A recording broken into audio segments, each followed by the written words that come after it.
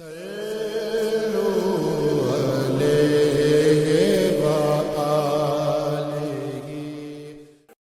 بن مالک رضی اللہ تعالی عنہ نے کہا کہ رسول اللہ صلی اللہ علیہ وسلم نے فرمایا، جس نے ہماری طرح نماز پڑھی اور ہماری طرح قبلے کی طرف منہ کیا اور ہمارے ذبیحہ کو کھایا تو وہ مسلمان ہے جس کے لیے اللہ اور اس کے رسول کی پناہ ہے، بس تم اللہ کے ساتھ اس کی دی ہوئی پناہ میں خیانت نہ کرو۔ صحیح بخاری حدیث نمبر 391۔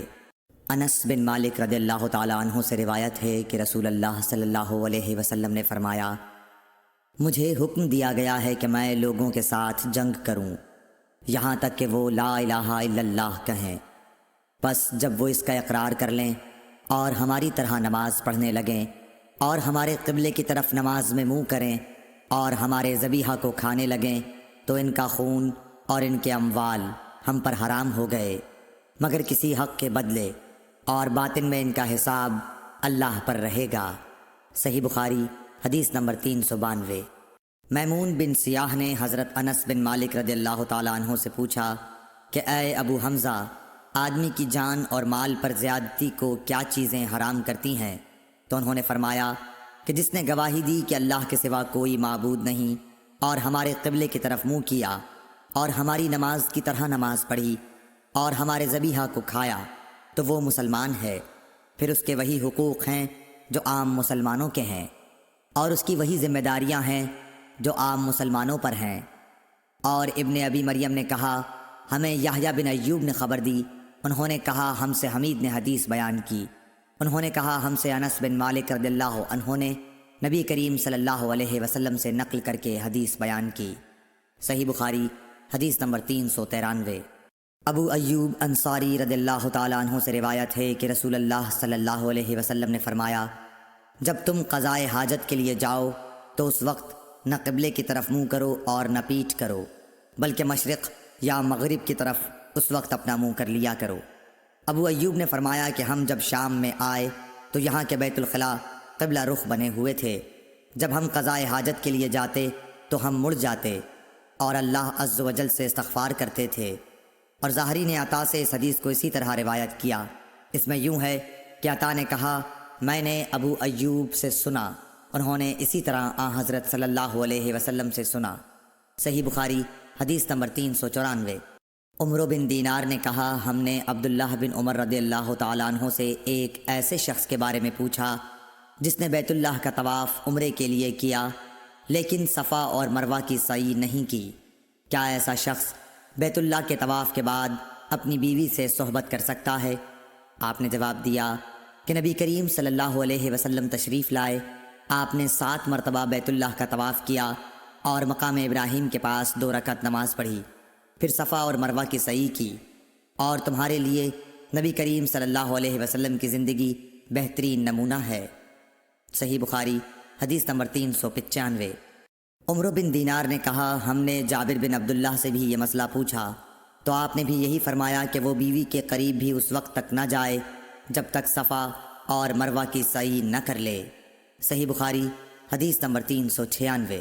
سیف بن ابی سلیمان نے کہا کہ میں نے مجاہد سے سنا، انہوں نے کہا کہ ابن عمر کی خدمت میں ایک آدمی آیا اور کہنے لگا، اے لو، یہ رسول اللہ صلی اللہ علیہ وسلم آن پہنچے اور آپ کعبے کے اندر داخل ہو گئے۔